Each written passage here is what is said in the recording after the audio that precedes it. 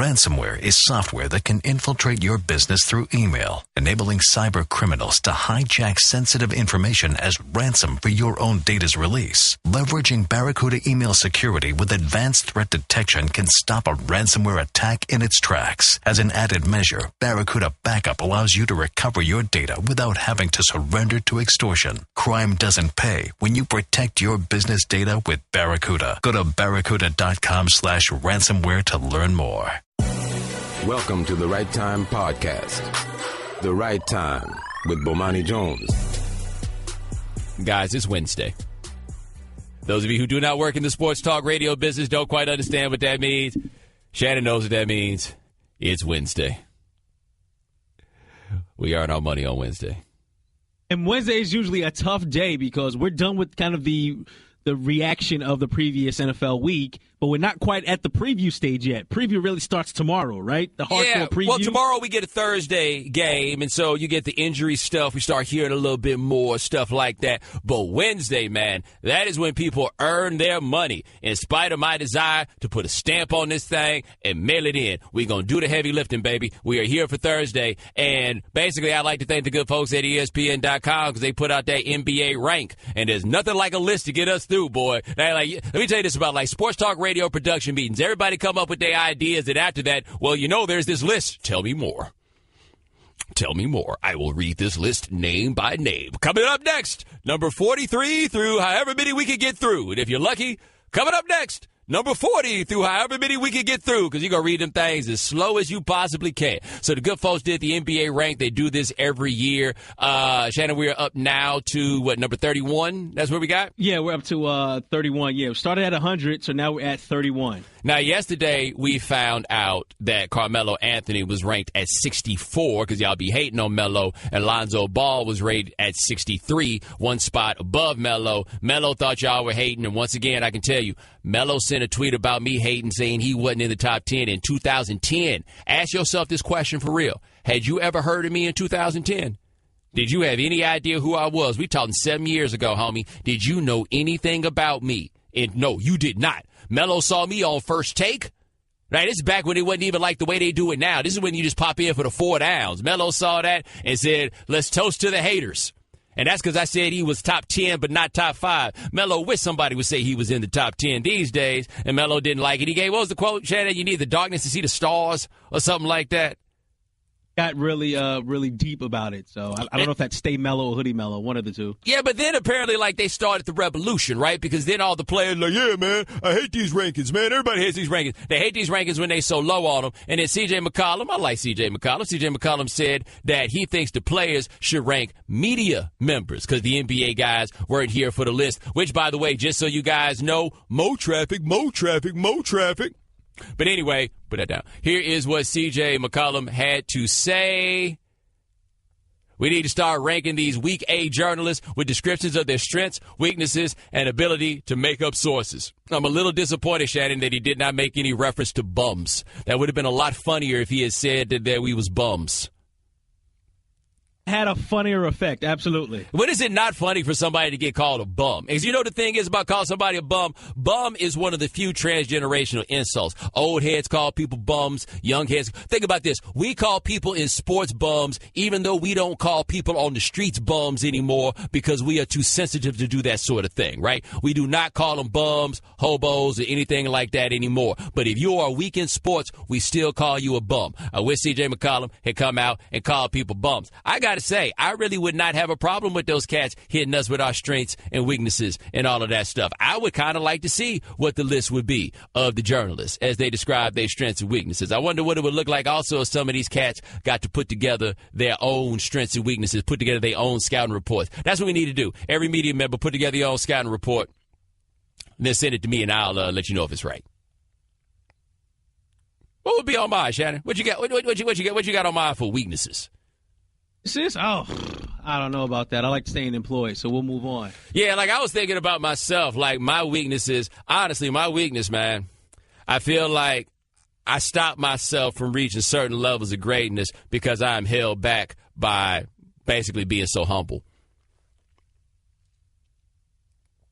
Now, you think about that, man. Think about what I could get done if I wasn't so humble, if I wasn't so, just trying to lay back in the cut, not really trying to stand out or nothing like that, man. I'm just trying to come in, do my job, and leave. See, there would be my weakness. Workman's attitude, huh?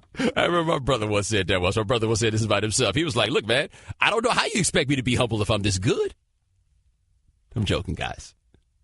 No, I'm not. 888-729-3776. That is our telephone number. But this is like, in fairness to athletes, this is where I get where they're coming from, man. Somebody's always evaluating them, right? Like, it's hard enough for them that they live in this cutthroat world that they're in, but somebody is always evaluating them. And I imagine it does get old being on these lists and everything else. That being said, I feel like if you were in the top 60 in a league of 450 players, man, we're saying good things about you, right? Like, I feel like, why are there not more people in the top 20? Because the top 20 only got 20 people. That's why. That being said, Shannon, you think C.J. McCollum feels a little better about it now that he made it in the top 30? I think how that works. He almost made it. He made it. He's at 31. Oh, he's at 31. Almost made the top 30, but still, yeah. I mean, I feel like, I wonder if he saw the first list and didn't see himself and thought he wasn't on the list at all. He's like, man, forget about this list. And then he looked up and saw himself and was like, I mean, everybody's entitled to their own opinion, right? Everybody's entitled. Let me tell you who really doesn't like this, though. Musicians, man.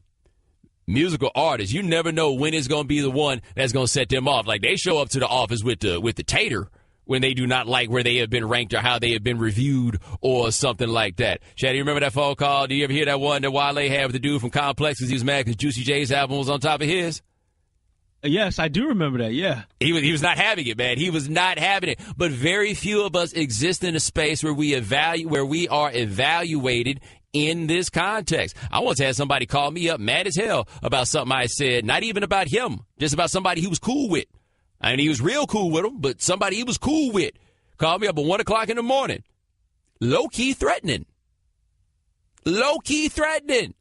Nobody likes this, but I would like to see, like, a ranking of where the players would have the journalists. Because, I mean, like, straight up, a young cat hit me up yesterday, and he was like, look, I'm about to start covering the beat for the first time, and I was just wondering if you had any ideas, any advice, rather, which is pretty interesting because I have never covered a beat, so I don't really have any tricks I can tell you that. I was like, only thing I can tell you, man, the currency is trust. The currency is respect, right? Like, if you can put yourself in a way where people trust you and where people respect you, then you'll be fine doing that job. So when McCollum talks about the ability to make up sources, now the players do know who those cats are. That is the one thing. The players do know who's out here making stuff up. And yes, there are people out here who make stuff up, right? Like, there are times you be like, oh, hold on, buddy, I don't know about that one. The players know who those cats are, and they got the right to not respect them because the reality is, man, somebody come out here and lie on their name based on the respect they get from whatever publication or whatever they worked at, then your name is out there like that. Your name is done. So I would like to hear from the players, like, so who are the people you trust? You know what I mean? Who are the cats that you respect? I would love to know that. Assuming I'm one of them. You in the top 100, Bo? I feel like I should be in the top 100. The 100, like top 100? I think I should be in the top 100.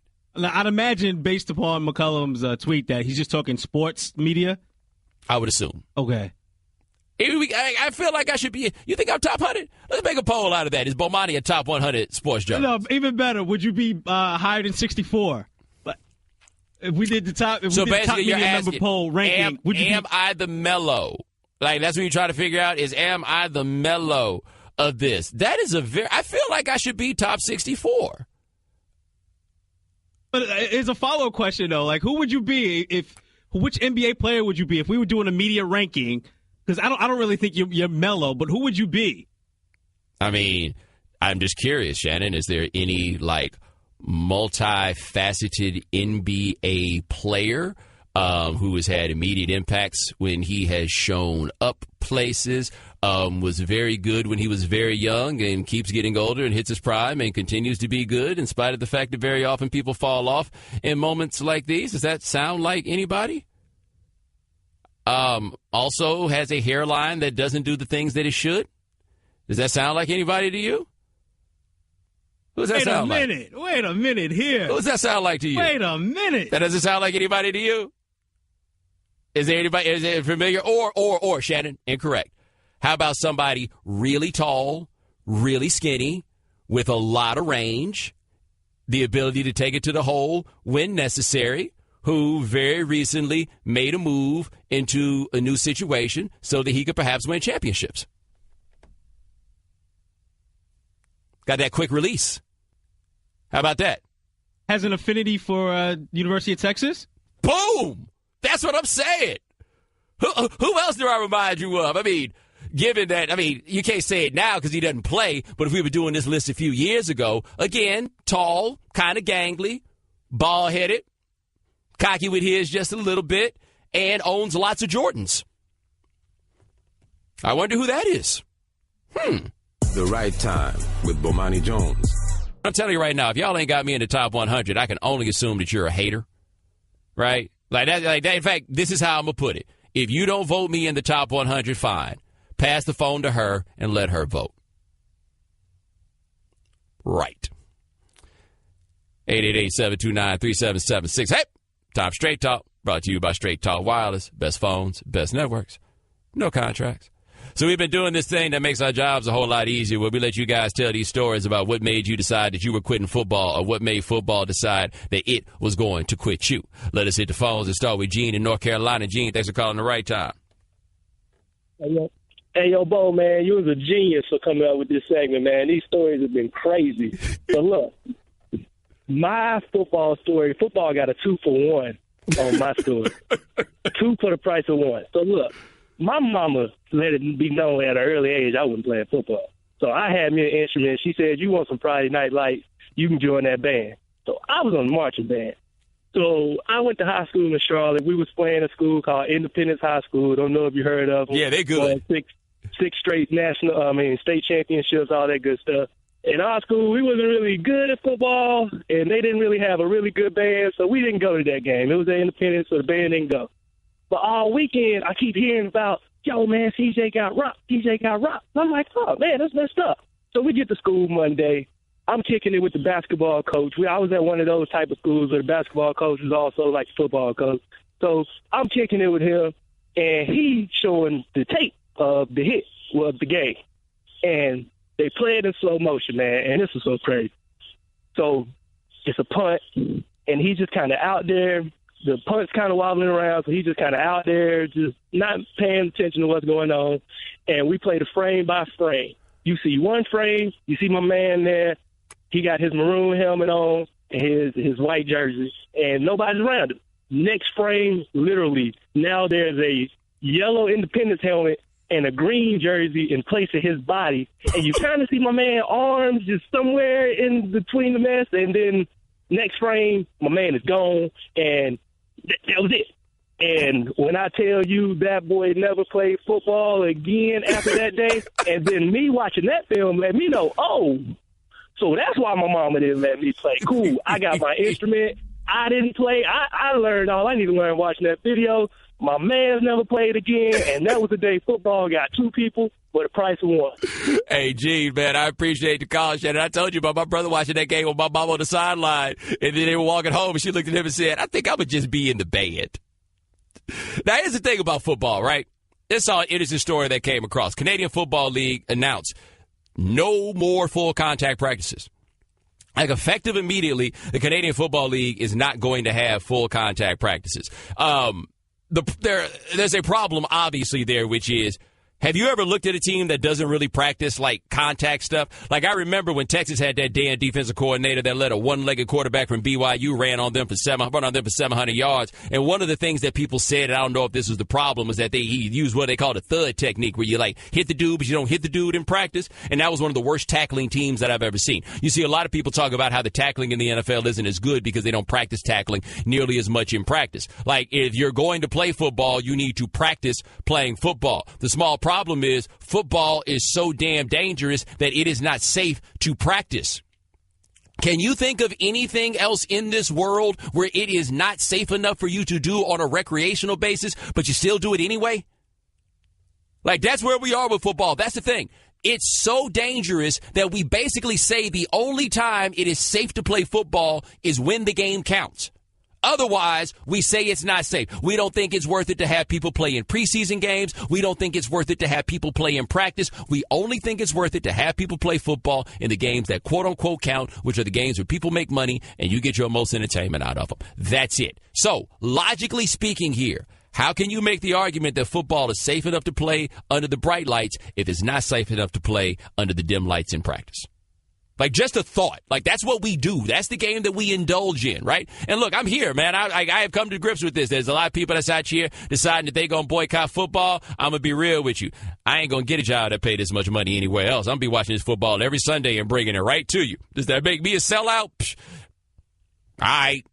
Be that. It's what it is. I'm still watching this football, I readily admit. But let's be real about what it is. We keep talking about how it is that we going to make a safer cigarette. Okay, we get that. You're not really going to be able to make the safer cigarette. But in the end, if you decide that your game is not safe enough for you to act like you're playing it, is it safe enough for you to actually play it? Now, I want to see what happens with the CFL on this, because if the CFL still has decent quality of gameplay, then this might catch on. I don't see how it's possible to still have quality of gameplay without tackling in practice, like without some level of tackling. I don't see how you manage to do it. But Shannon, correct me if I'm wrong, by the time the end of the season come around in football anyway, they're not doing practice, like contact in practice, because everybody hurts too much. Absolutely, and you don't want to risk further injury by that point. Once again, we're not going to play football. Why? You might get hurt. Okay, so don't practice playing football because you got to play football later. But I thought you said I might get hurt. Yeah, that was different. 888-729-3776. That's our telephone number. Let's get one more story about somebody when football quit them. Let's go to Dan in Iowa. Dan, thanks for calling the right time. Hey, Bo. Love the show. Thanks for taking my call. Thank you, man. I was going to tell you about the story when football scared my career to death. So as an 8th grade starting halfback, knowing that going into my freshman year of high school I was going to be starting, I watched the last game of the season the year before and watched my person I was going to be replacing get absolutely demolished by a little town next to us called Appleton, Parkersburg. And if you follow football close enough, a lot of NFL people know a lot about Appleton, Parkersburg because they brought 4 people to the NFL in 1 year when the town is like 500 people. Oh, wow. Yeah, that was my freshman year. Would have been being introduced to Aaron Campman, Casey Wigman, and 2 DeVries brothers that both played for Iowa. Ooh, that doesn't sound fair. Knowing what I was in for, that was the last game I played as 8th grade. You didn't even go to the game. Nope, I quit without ever being hit. I told you, man, I appreciate the call. We were lined up in 7th grade to get equipment. My best friend had the courage I did not have. He looked at him and was like, can I be the water boy? He was preemptive with his. He was like, yep, nope, I don't even need to get hit to make this decision. Right, I have nothing to prove to y'all. Nothing at all. The Right Time with Bomani Jones. Our guest join us on the Shell Pennzoil Performance Line, just like our next guest. Works at ESPN, the magazine. Check him out on Around the Horn. Also, January 2nd, 2018, a new television show will debut. It'll be me. It'll be him. His name is Pablo Torre. Pablo, C.J. McCollum said that instead of having an ESPN rank for NBA players, that there should be a rank for weak journalists. You are like me. You're here for this. I demand this. Like, one of the great things about the world we live in is that you realize what counts as objectionable controversy and what counts as super fun controversy.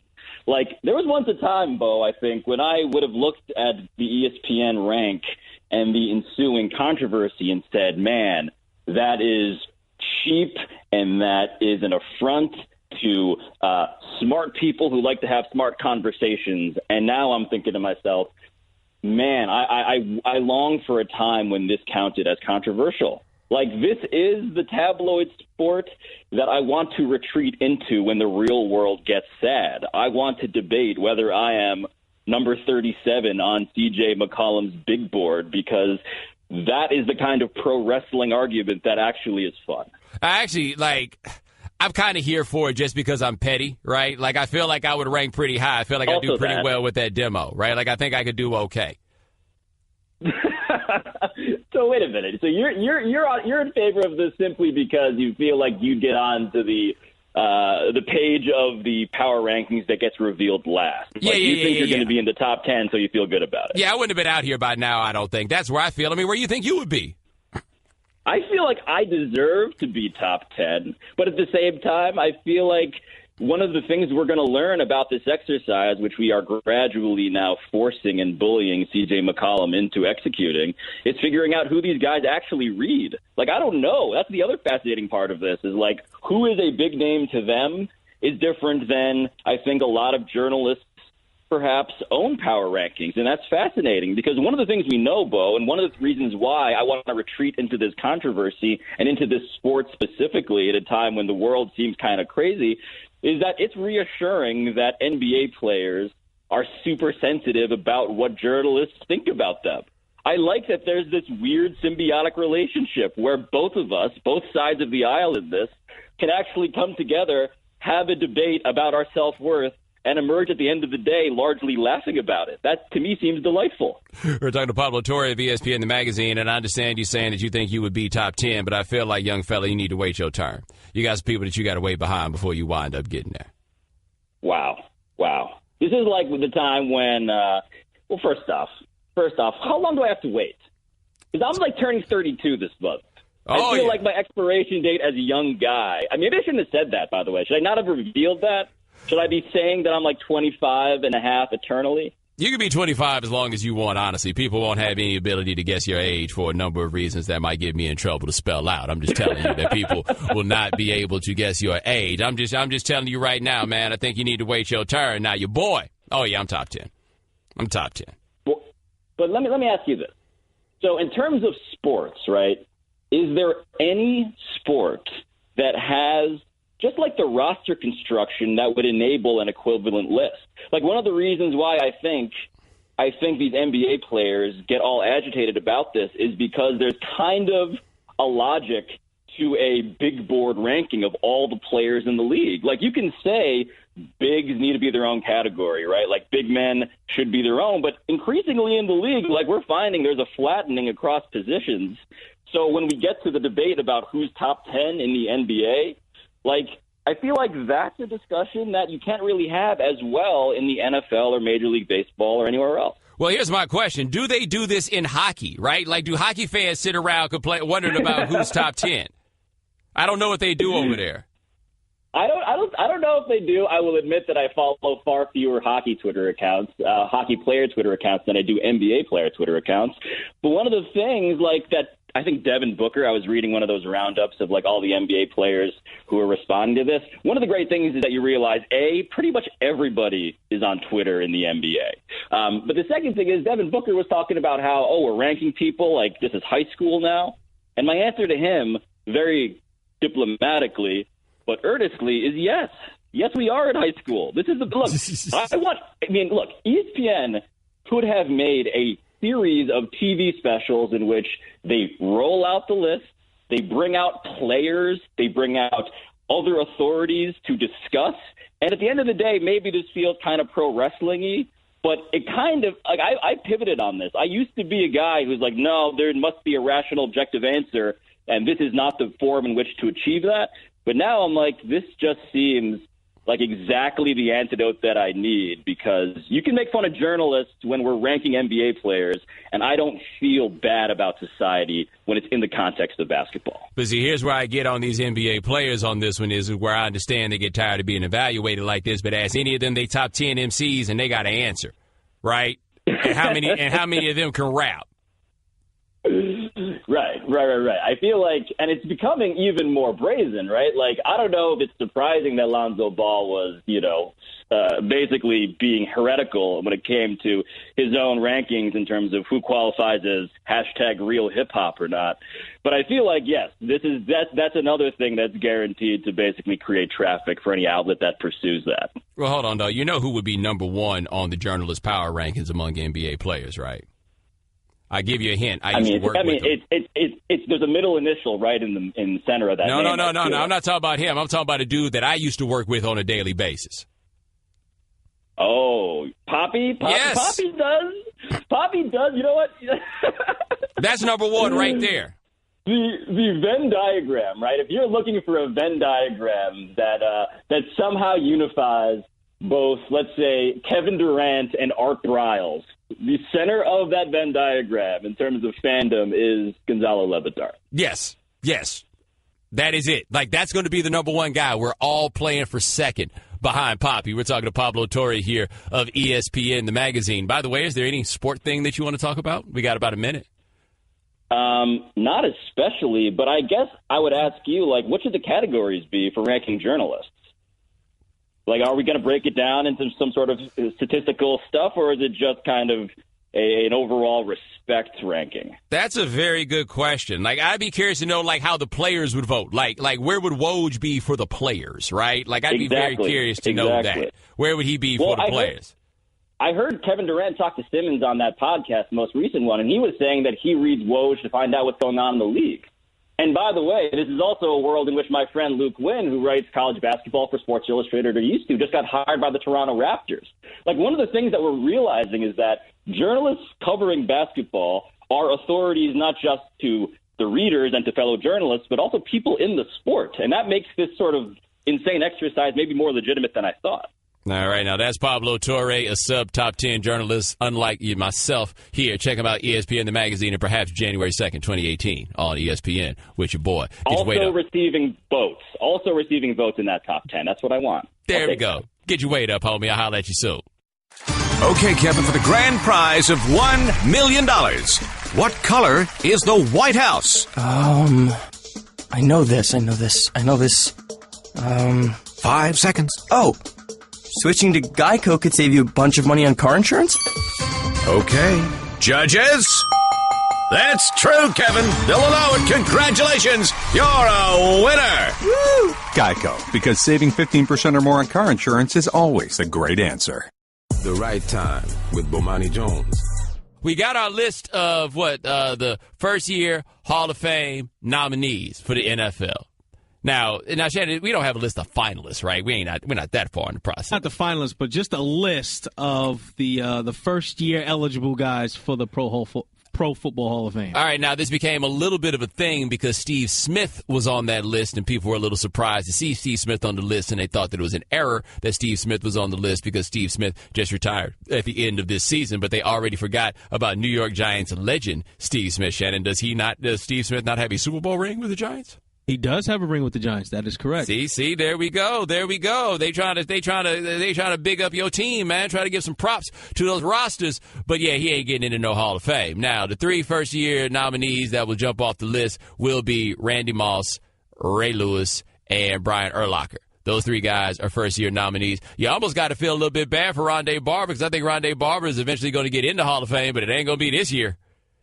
No, sirree, Bob. And so we got other finalists from last year still coming back around. Got Isaac Bruce, Kevin Mawai, Tony Baselli, Joe Jacoby, who Washington fans, they've been trying to beg Joe Jacoby's way into the Hall of Fame for so damn long, man. Y'all barely got Art Monk. Y'all didn't get no damn Joe Jacoby. Alan Faneca, Shannon, I just be taking somebody's word for it. I don't know what a guard got to do to get in the Hall of Fame. Do you? John Lynch. Okay. John Lynch and Brian Dawkins, they are on the list. Ty Law, Don Coryell, and Terrell Owens. T.O., they ain't never going to let you in the Hall of Fame. I mean, one day they're going to let you in the Hall of Fame, but it sure feels like they're never going to let you in the Hall of Fame. Look, if they brought out a list of Randy Moss, Ray Lewis, and Brian Urlacher, they're telling T.O., don't even get your hopes up this time, buddy. Like, there's no reason. Do not get your hopes up this time. No, you are not going to wind up getting in. But let me ask you guys a question about Randy Moss in this Hall of Fame. When did you guys decide that you liked Randy Moss? Because some of us have been Team Moss for quite a while. I noticed this. Like, granted, he works here now, so when they put him in the Ring of Honor in Minnesota, we did a big thing about it and all this. But, Shannon, I don't know if you've noticed this, but people aren't down on Randy Moss the way that they used to be down on Randy Moss. Like, you could hear the way people talk about Randy Moss right now and forget that he was a totally polarizing figure while he played football. Like, it's funny now. For a group of people, the term straight cash homie is endearing now. All of Funny it. how that works. Right. Straight cash homie is endearing. We have forgotten about the time that he hit the meter maid with the car. It's almost like they've forgotten. Like, all of this is gone. Like, somehow along the way, people looked up and realized, maybe we were overreacting just a little bit when it came to Randy Moss. And now everything's okay, right? Like, now we all love Randy Moss. I don't know when that happened. I guess that happens occasionally with certain players. Ted Williams, it took a little longer in baseball, but they got to a point where people forgot that they hated Ted Williams. His relationship with the media didn't wind up being a thing. And maybe I think that's what happens with a guy like Moss, is so much of the way he was covered had to do with his sometimes awkward relationship with the media who covered him. Now the lens through which we view Moss is less through that media than it is through just what we remember, what we saw. And now for us, recollections of Randy Moss are recollections of joy. That's all it is. And there are no moments. Like, you think about this, though, with Moss. Other than the mooning thing in Green Bay, which I don't think anybody really thought was a big deal, but Joe Buck, you don't have those things with him like you had with Terrell Owens. You don't have it like you had Terrell Owens in the fight with Donovan McNabb. Not the fight, but like the thing with Donovan McNabb. You don't have a thing with Moss like intimating maybe that one of your former teammates was gay. You don't have any of those things with Moss. Like, I think that people really look back with Moss and everything was ultimately benign. And with T.O., dude, they just hate that dude. Now, also, with this younger group coming up now, when they search Randy Moss in YouTube, nothing but outstanding highlights. Yeah, but I guess what else would there be for T.O.? I guess sit-ups in the driveway could potentially get up there. And I want to be clear. T.O. is a no-brainer Hall of Famer. The idea that T.O. was not gotten in the Hall of Fame and the idea that there's some dorks out here who are just keeping T.O. out of the Hall of Fame because they can. Yeah, you're dorks if you're doing that. It's ridiculous to me. He should be in. It's just not going to happen anytime soon. So we will get the Randy Moss Hall of Fame speech, which will be one of our country Hall of Fame speeches of all time. And we will get the Ray Lewis Hall of Fame speech. And I don't know about you, but I'm sweating already thinking about that one. So it's a no-brainer that Ray Lewis will be going last this year, right? His speech will be last. I would assume so. And I also, do they have like a special summertime Beijing? Does anybody know? Like, I've never used the Beijing myself. Do they have a summertime Beijing? And I asked if they have the summertime Beijing, because otherwise, Ray Lewis is going to be looking like John Randall by the end of his speech. As hot as it is when they do that Hall of Fame ceremony and all that Beijing that Ray Lewis got to rock out there, Ray Lewis is going to be out here looking just like John Randall, the Ultimate Warrior. He better have a black handkerchief. Got to have a white handkerchief and just go tell on him. Completely and totally tell on him. Like, if he out there with a white handkerchief, he put it in his pocket and pull it back out, it's going to look like a pin exploded in his pocket. That's all that is. Like, you remember when Ray Lewis had to start wearing those hats? Because they had Ray Lewis sitting at the desk all the way to the side. And the problem with that was you got that sideways angle, and you got to realize just how much faking of funk Ray Lewis was out here doing, just how much Beijing. Like, how much Beijing did that have to be in order to make it happen? So then next you know, Ray Lewis had to come out here wearing those fedoras. And I feel like once you decide to wear the fedora, you can't wear the Beijing, because otherwise the inside of your fedora be all blacked up. Ray Lewis put his thumb inside that bad boy and put a fingerprint on the back of a check in case he can't remember he ain't got an account at that bank. That's what he's got. And Brian Urlacher out here faking. He's still out here wearing the plugs. But in his defense, at least he's up front and very public about his faking. He is. Yeah, I mean, he has no choice. You might as well own it. We know you ain't had that hair. And some of you guys may not know this, but Brian Urlacher started shilling for some hair plug company, right? And so his hair is all full and lustrous right now. And one day, that company sent me an email and asked if I would be interested in participating in the same program that Urlacher was in on. If I was willing to endorse it, then I would also get to use the program. And I'm sorry, man. I felt like they wanted me to go out like Karl Malone. You remember when Karl Malone used to do the Rogaine commercials? And Karl Malone come into the barbershop and sit down. Mailman, you got hair. And I just wanted to know where this barbershop was in Salt Lake City where the mailman was getting his haircut. Has anybody ever bothered to find that out? Because back in the 80s, Karl Malone was out here with like some decidedly 80s haircuts, right? All the pomade, right? He had a lot of Duke going on there. Where in Salt Lake City did they know how to properly apply the Duke to get him the haircuts that he had back in the 80s? You got to answer for that. Then he just got to a point where he had to go ahead and cut it off. And I feel like for the Rogaine people, that was a real indictment of what they had going. Because I figured he should have just been able to keep it cracking from then on out. For Karl Malone to give up after starting with the Rogaine, I didn't feel like that was a real testament to the Rogaine. But if they had the Beijing back then, I bet he would have been out here. Karl Malone would have been Beijinging it up, dripping down his face the whole way. Or would it be like the Carlos Boozer Beijing experiment? You remember that? Carlos Boozer put all that Beijing on, and he couldn't wash it off? Didn't y'all ask him about that on HQ? We did, and he said he was so shook coming to the game with it because he knew he was going to be playing the Celtics, so he knew KG was going to give him the blues about having all that Beijing. So, yeah, Ray Lewis going to have Beijing dripping all the way. Ooh, Shannon, they got to put, like, plastic over his jacket so the Beijing don't stain his jacket? Like, is that what they're going to have to do for Ray Lewis? In fact, y'all going to bring that up, too. Y'all going to put somebody in the Hall of Fame out there with performance enhancers in his hair. How you not going to do that? They ain't never say I killed nobody. He's going to say that, too. We know T.O. 888-729-3776. That's our telephone number. You boys telling us about that time that y'all decided y'all didn't want to play football no more. Let's hit the phones and talk to Sean in Los Angeles. Sean, thanks for calling the right time. Hey, what it do, Bomani? What's going on? What it do, Bomani? So, coming to my senior year, I was maybe a top 20 DB in the city of L.A., and I was playing against a school, and they was at the 2-yard line. And for some reason, I knew the play. So they faked to the running back left and tried to throw a slant. I picked that sucker off, man. I thought I had a pick six running down the field like Deion showing out.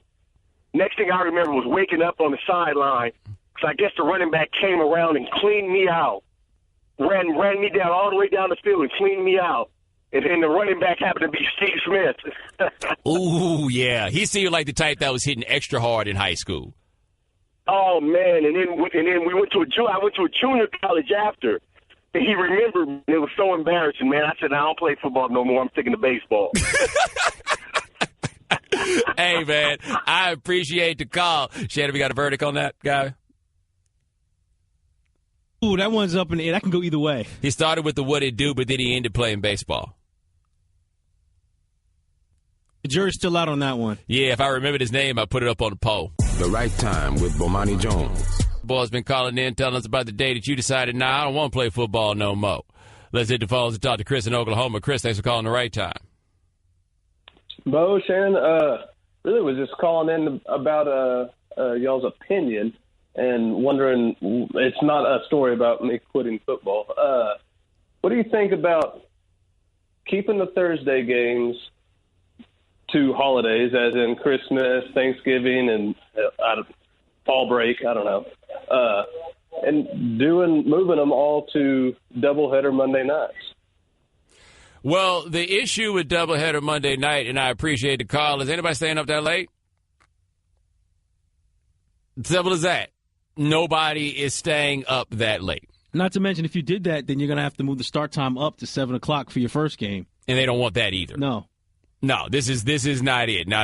Thursday night, and I have all the problems in the world with Thursday night games. Monday night games come with their own issues also in terms of rest and travel and everything else. But Thursday night games, no, they're bad news. They are the ultimate money grab, but just about everybody involved has decided that they're going to bite their lip, go ahead and do what they got to do for that bread. All right, 888-729-3776. That is our telephone number. So Kevin Durant this summer.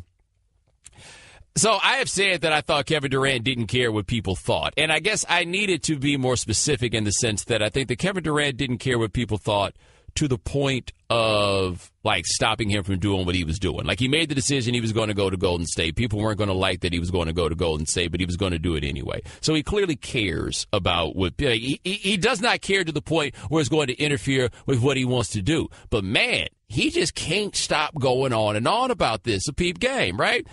They're putting out the new Kevin Durant shoes, the KD 10s, and the insole has all the names that people called him after he left Oklahoma City to go play for the Warriors. And then on top of it, it's got like some of his stat lines from the 5 finals games against the Cavs, and it says most valuable player. And people went and bought all these shoes up. And Shannon, doesn't he have he had a cupcake shoe, right? Like, wasn't it a red velvet cupcake shoe? He had the red velvet cupcake shoe. For those of you who don't remember, the folks in Oklahoma City started calling Kevin Durant a cupcake.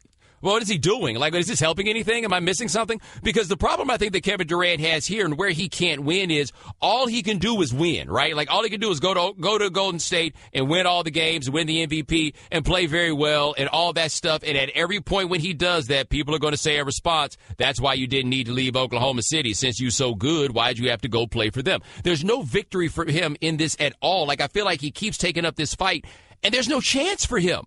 You're not going to be able to please these people. It can't be done. So, like, what did it take for LeBron to get people to get over the fact that he went to go play for the Heat? Because we treat his championships like they are championships. We don't put any sort of asterisk on them in the way that people are doing it with Kevin Durant. But I guess the difference with Kevin Durant is Kevin Durant went to a team that was already built. Like, I think that people could look back on what happened with the Heat and appreciate what was truly revolutionary. They basically had an expansion franchise. Right? They went there. There was no team. Nobody was left. I think the only guys that came back from the year before on that team were like Joel Anthony, Mario Chalmers, Udonis Haslem. Like, nobody really worth a damn came back for that team. So, like, they were basically building where there was no foundation before. And I think that people appreciated that that wasn't nearly as easy as they had believed. It wasn't nearly as easy as LeBron had believed that it would be. But it's hard to make that argument when a team wins 73 games and then you add Kevin Durant.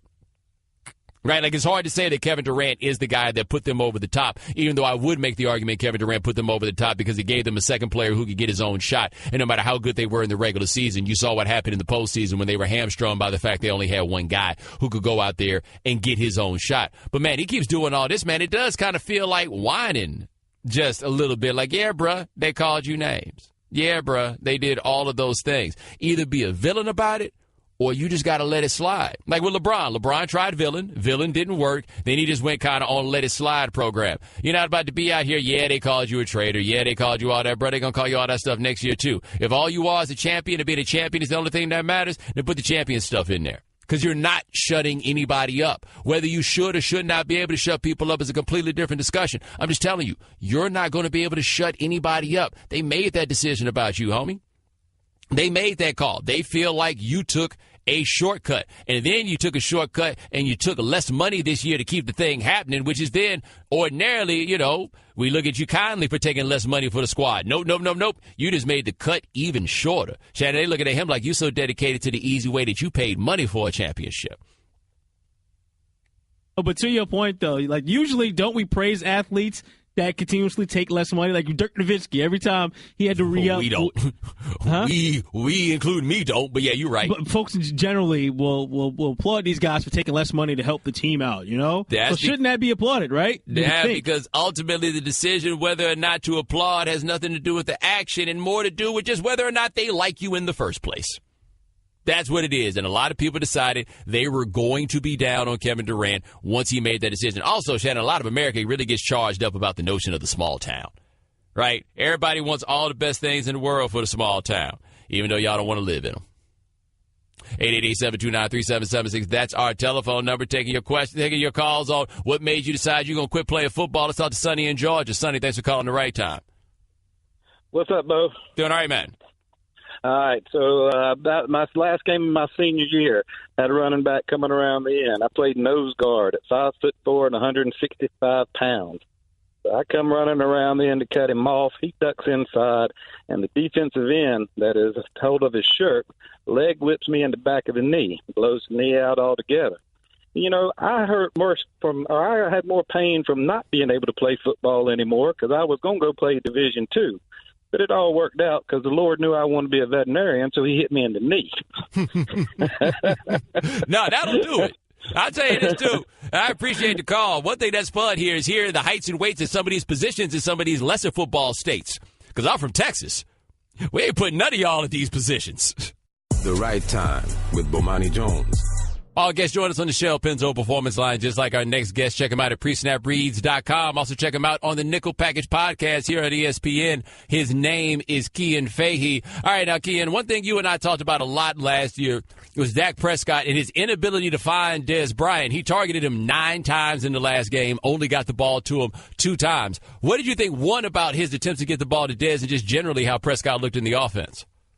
I thought the attempts to get the ball to Dez were a lot better in this game. I know you can look at the raw numbers of it, but he took shots when shots were meant to be taken, and he had 2 deep throws, one early and one, I think it was the third quarter, that were both going into the end zone where they were well-placed balls. On the first one, Jenkins just played really good coverage, and on the second one, again, Jenkins played pretty good coverage, and Dez just couldn't get off the ball at the end. I thought that game, actually more the performance other than the game, but Dak's performance in that game was kind of really interesting because it was kind of tainted a bit or kind of warped with the perception of it at the very beginning when he had those 2 wild misses of Dez in the end zone. But after that point, he was phenomenal, and it wasn't that he was like making big throws like I was just talking about, or he was running over people, or he was consistently hitting short roads. It was what he was doing before and at the snap. There was one point relatively early in the game where they hurried up to the line, but they didn't rush the snap. Prescott got everyone into their lineup into the right positions, and he stood there and he surveyed the defense, and he called up the first play. He got back into his stance to receive the ball, and then a young quarterbacks typically will do that once and they'll think they've figured it out and they'll go. Whereas Dak got to the top of his drop and stood there and waited and kind of surveyed again and decided to change the play again, doing a second audible, and it looked like a full-blown audible. Obviously I can't tell, I'm trying to guess from watching on the sideline, but doing that, and then as soon as the ball got snapped, he looked at his first read, came off his first read in an instant to move a linebacker and hit Bryce Butler on the backside of the play, and Butler dropped the ball, and that was a really, really impressive thing to do mentally. It didn't get anything back because of Butler, but what Dak did there is why he's going to sustain success for a very long time. And I probably won't go into the detail of it, I can if you want, but the Zeke Elliott 30-yard gain later in the play, or later in the game, was a complete setup from Dak doing something pre-snap, figuring out the coverage and knowing exactly where to go with the ball. Now, how different is that from last season? Because then you and I were kind of in the same boat where he played well for a rookie, but people got caught up in the win-loss record. It is different, but the issues with Dak last year were more about his actual placement of the ball. He was still accurate enough, but like we mentioned with Dez, the problem for Dak in his rookie season was he wasn't good at putting the ball into tighter windows. He was good at hitting the wide open throws. It's why Jason Witten and Cole Beasley were featured so much, and he was able to do that because he played behind a great offensive line and because he's really, really smart and he's really patient in the pocket. But this new level, just with that willingness to the composure, the comfort to audible twice after hurrying up, to come off the first read instantly as soon as you see it's not there. And with that Zeke play, that Zeke play, I probably should break it down just because he did everything perfectly on that play, and it was not an easy thing to do. You will probably look at that play, and if you're not like myself, when I watched it casually, I just saw a 30-yard gain and I saw Zeke Elliott running up and downfield. But when I went back and looked at it, Dak was after setting everything up on the left side, coming back to the right, figuring out what the coverage was based on the movement on that side, and then using his eyes after the snap to keep the safety on the wrong side of the field. So when Elliott got the ball, he was running into wide open space, but that wide open space was because of what Dak had done. It wasn't because the defense blew a coverage or anything like that. All right, Don DeKey and Fahey, PreSnapReads.com, also the Nickel Package Podcast. Switching gears, how about your man Sam Bradford on Monday night? Sam has been someone I've always kind of talked up a lot throughout his career because I think he's always been kind of unfairly judged because he's played on such bad teams. Like right now, I think he's got the best wide receiver he's ever had. It's either Thielen or Diggs, and the second best wide receiver he's ever had, Thielen or Diggs, and he has them as a combination. So that's huge. Like before, he was throwing to guys like Austin Pettis and Brandon Gibson and Brian Quick, guys who you probably don't even know at this stage because they're not even in the league. I think Quick is, but he's on the edge of Washington's roster. Bradford, I think the question coming out of that game was it just the Saints defense? The Saints defense is bad again, but I didn't think the Saints defense played particularly bad. They weren't particularly good, but Bradford was making difficult plays. It wasn't like with Alex Smith a little bit when on last Thursday when he was throwing to wide open receivers because there was blown coverages and mismatches.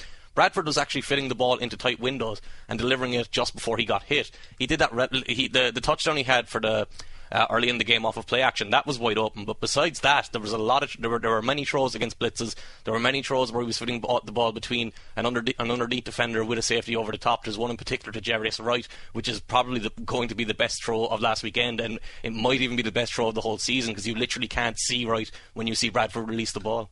Have you figured out an appropriate comparison for Thielen yet? I'm going with Santonio Holmes, which is but I got a lot of Chris Hogan suggestions, I got a lot of Danny Amendola suggestions, and you know yourself. But at least he's about the same size as Hogan, though, right? Like, at least we could go there. Like, I could see that one a little bit. I think the thing that's different for me with Thielen, and it's why I really, really like him, is he's really flexible and he runs great routes. Hogan's pretty flexible too, but he's a bit more of a guy who's going to lean on a defensive back. He's a little bit bigger and he's a little bit more linear because of that.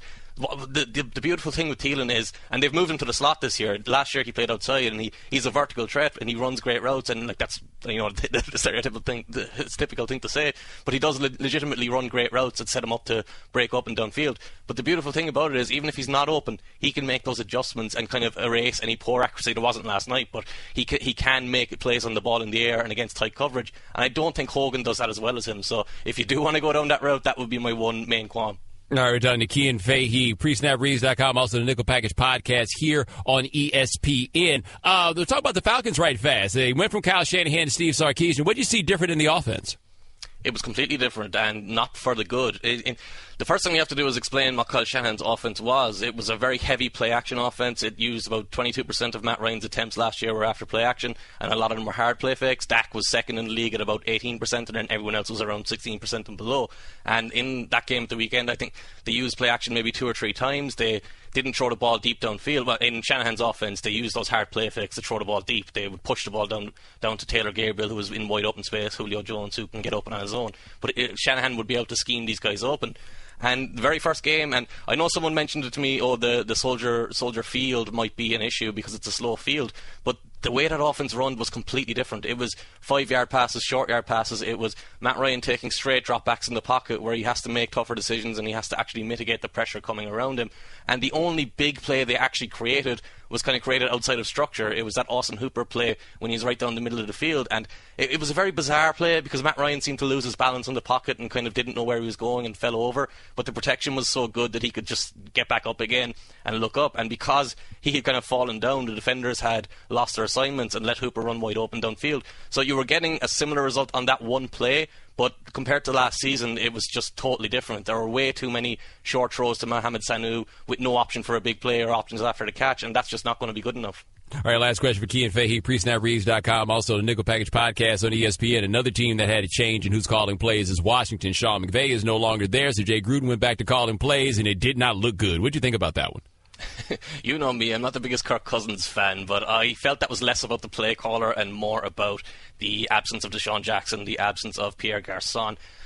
In that game, in general, that wasn't a well quarterback game. The two quarterbacks combined for 1 of 11 deep throws on accuracy, and that was obviously Wentz's touchdown at the start of the game, but Wentz had 3 interceptable passes in that game on deep throws as well. Cousins is... It was the same issues as always. It was if there's anyone within 2 yards of him, he gives up on his feet and the ball goes all over the place. It was trying to throw the ball when he doesn't have his feet set and the ball sailing on him because he doesn't have a strong arm. It was trying to throw the ball to the flat where Jordan Reed... Actually, the game ended when Jordan Reed was just standing on his own in the flat and Cousins threw it to him and it bounced 3 yards away from him and Reed was just standing there dejected, and that had happened a couple of times throughout the game. This is going to be a situation to monitor all year because I do think Cousins is going to be exposed quite a bit now, and there are going to be a lot more games like this where it's obvious. I thought it happened a lot last year, but they could cover it. I think this year it'll be overtly in your face and you won't be able to ignore it. All right, that's Kean Fahey. Check him out, presnapreads.com, also the Nickel Package podcast here at ESPN. He'll be joining us every week on The Right Time. Thanks so much, my man. I appreciate it. Thanks, man. The Right Time with Bomani Jones. So, First Take was out there in Los Angeles. This is going to shock you guys, but LeVar Ball was available to show up and do television. Shannon, apparently he is available for all media appearances except for us. Yeah, but we get Lonzo and Lonzo. Hey, how'd you feel about that? Yeah, it was good. You know, how do I not take it personally that LeVar Ball will go on TV or radio with anybody in the world but won't show up to hang out with us, right?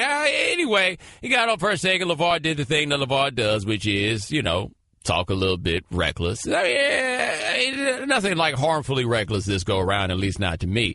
But here is LeVar saying that he thinks, just find out what he expects from the Lakers this year. What the Lakers gonna do this year, man? 50+ wins. You must be what? What did you just say? Wait, have you? He can fit 50 out of 80 games. I'm gonna get somebody to drug test you. I'm gonna get somebody to drug test you. You must be crazy. But you know what? You must be crazy. I have to be crazy. How'd I make him go on the Lakers? I'm good. Told you so. Listen. I do a lot of things. You did say that. You did say that. You fixed the ping-pong ball soon. That's what you did. That's what you did. Don't have to fix him. I'm so lucky he was going to come up number 2. He's been number 2 all his life. They lined up for him. Number 2 all his life. Number 2 all his life. Who's number 1? Melo's number 1. You know that. Oh, Lord. Melo's number 1, Zoe's number 2, and Jello's number 3. That's the numbers. But you see how I just don't know what to do with you. You know, I was trying to have a reasonable conversation with you, and you start off the show. You start off your appearance on the show. Talk about the Lakers with Ingram and Julius Randle and Larry Nance. I mean, they're nice young players. 50 wins? 50? Really? And you're going to say that with a stress? And you're going to say that with a stress? Very easy. And you know how I tell my son how to do it? Every 20 games, you got to go 15-5 at the least. He went over there at UCLA. How many times he lose? He not a loser. He a winner. Okay, first of all, they call that middle boy Jello. Like, I guess you kind of, you got to have a nickname when you're LiAngelo, but Jello? I don't feel like Jello is a nickname. I hope he's in good shape, right? Because if you're not in good shape and they call you Jello, it's like they're not shortening your name. They playing you to your face. He also said 50 games. Yo, I say this right now. No disrespect to the homie Max Kellerman, but you better not show up late for work on the wrong day, because I'll take 5 days a week Stephen A. and LeVar Ball. I will take it. Anybody who's good enough at just hitting that space of Stephen A. that drives him crazy, that is masterful television. Now, of course, we know LeVar a bit bombastic. That's how he gets down. But listen to what he's got to say about the possibility of LeBron coming to play for the Lakers. Tell you what, you can start spelling his name L.A. Bron. He'll be here. Because he's a businessman. He done did everything in Cleveland. You got to come over here and play with my son. Oh, your son, not the Lakers. Not the Lakers. Far be it to be the Lakers. It got to be your son. Can't be the Lakers. Hey, it had to be for my son. He didn't come last year. He wasn't even thinking about it. Now you get Lonzo. He's scoring a lot of points today. He's having a good day. Listen, he can say that. He ain't talking about coming 2 or 3 years ago. Excuse me. I like your son a lot. Yes. I'm rooting for him. I'm rooting for y'all. But I am telling you this. He hasn't played yet. And his daddy opened his mouth and might have cut checks his son can't cash. It's possible. Because your son's got to go up against a whole. I'm going to tell you one thing. Steph Curry. Remember what you said about Steph Curry? Remember what you said about Steph Curry? Do you know what's going to happen to your son when he goes up against Steph Curry? You don't know. No, I don't know. This is foreign to you. Let me tell you something. You're going to be there. You're going to be there in attendance. You're going to be there in attendance. You're going to be there in attendance for that game and watch your son go up against Steph Curry. You know what's going to happen to him? Do you know what's going to happen to your son when he goes up against Russell Westbrook? I tell you what, Steph Curry better not go over there and try to guard him. How's that? Oh, it's like that. I bet you he won't go over there and try to guard him. It's like that. Guaranteed. You will see it. Dude, that is so barbershop that all that's missing is Max over there waiting to get a fade from a Filipino barber. That is the only thing that is missing there to make that like full-on barbershop situation that they got there. Magic got to be like, yo, man, you got to chill out. Right? Because we do have a chance at getting LeBron James. I think they have a legitimate chance of getting LeBron James. I think LeBron winds up in Los Angeles. My guess would be with the Lakers. Wouldn't shock me if with the Clippers, but my guess is he winds up there with Los Angeles. Yo, you ain't about to be out here making it look like LeBron is running behind your son. That's not how this is. No. Like, I understand why you feel like saying this sort of thing. That's not. No, LeVar. Magic got to be like, hey, man. You got to let LeBron feel like it's his idea. That's the trick behind these things. Also, has anybody gotten us a video of Magic talking to LeVar? Because something tells me that if LeVar feel like he could have beaten Mike in his heyday, you think LeVar think he could have beat Magic in his heyday? Because the problem is Magic 6'9". You think LeVar feel like he had a chance at him? You think LeVar think he could have got him?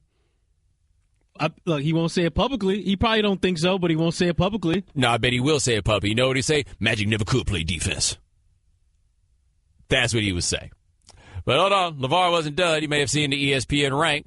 It put Carmelo Anthony at number 64 in the league, 64th best player in the NBA. Put Lonzo at 63, and this is going to shock you, but LeVar doesn't see what the problem is with that.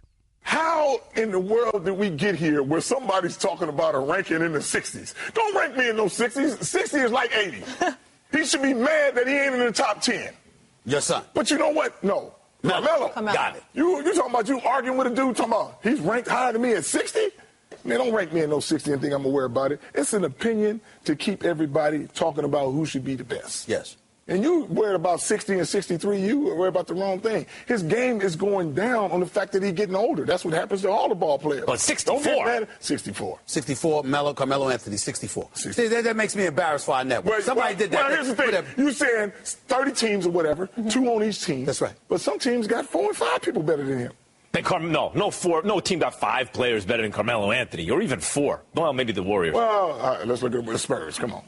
You got to figure out what he's doing. He been with the Nets. You guys He's a good guy. He's a good guy, but who gonna play with him? He's holding the ball too long. That's fair enough, but the point so is... I'm saying is that makes you a better player because you score more points. I don't mean nothing. Shannon, has Melo tweeted about this yet? Has Melo been made aware? I'm just waiting on the Instagram post. Hashtag stay Melo. Hashtag hoodie Melo. I figure Melo going to try to crack on his grill. Like, that's the direction I think that Melo is going to wind up going in. And then tomorrow, Lala going to be on Instagram in Alonzo jersey.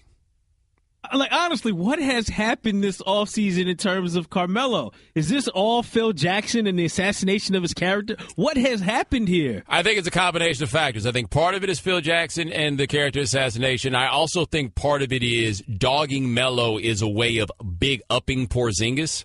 Because everybody's got the whole thing, we got to get Melo out of here to make room for Porzingis. And I'm like, how is that going to make things better for Porzingis? Nobody's really giving me a great answer for what that's going to be, like what you really get out of getting Melo out of there. But no, we're at a point where Melo spent a lot of his career being overrated, and now suddenly he is wildly underrated. Wildly underrated. And it's like, you think Melo would have done something to somebody. Right? Other thing that makes no sense to me, too. Shannon, how many people out here talking about how Carmelo ain't no good no more, but they love Kyrie Irving, when Kyrie Irving, the demerits against Melo are the same demerits against Kyrie Irving? Right? Funny how that works. And you would think that Kyrie would get more criticism considering he's supposed to be a point guard. And a big difference between the two of them, and you can't forget, Melo showed up in the league on a bad team, and they instantly got 20-something games better. Like, sorry, man. Like, I think we're going to reach a point where we're going to get done with this and years are going to pass and we're going to look back when Melo gets into the Hall of Fame and we're just going to be like, okay, maybe we were overreacting just a little bit. Melo had a season where he averaged like 27 points a game and shot 45% from the field, and people are trying to say what's wrong with Melo. And then, you know, LeVar Ball out here popping this. I guess there's no chance that Alonzo's going to guard Melo, and he better be lucky because Melo going to give him. There's going to be some people that's trying to give Lonzo to work, and it would help if he was a better defensive player, right? All right, 888-729-3776. That's our telephone number. You boys been calling up talking about the day you decided, nah, I don't want to play football no more. Let's hit the phone and talk to Pat in D.C. Pat, thanks for calling the right time. Oh, Bo, love the show, man. I really been needing to talk about my last day or what ended my football career. All right, freshman year, I played quarterback and second-string free safety. The problem with second-string free safety is everybody else on the defense is also second string. So it's our first scrimmage of the year. I didn't even get to a game. First scrimmage.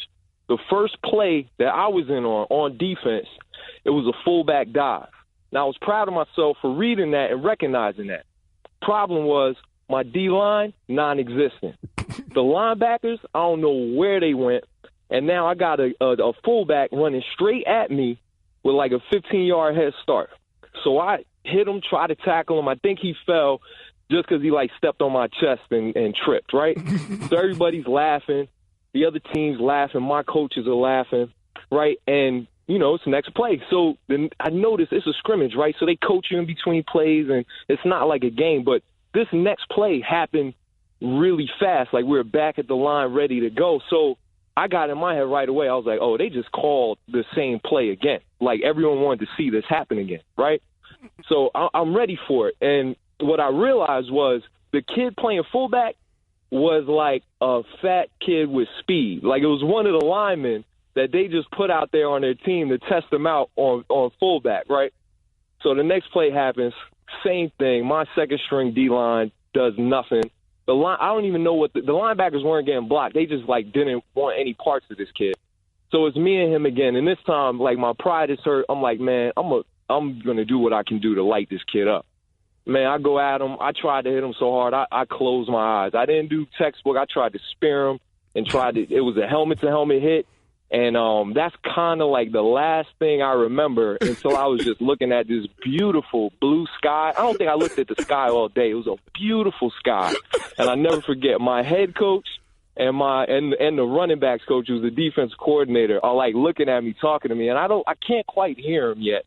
But man, I spent the rest of the whole rest of the scrimmage with my pads off, sitting on the side, and I finished the season, but I didn't play any more defense, and finished my high school career on the basketball team. Hey man, let me tell you something. I appreciate the call. Thanks for listening to the Right Time Podcast. Please come back tomorrow for more, and don't forget to listen to the Right Time with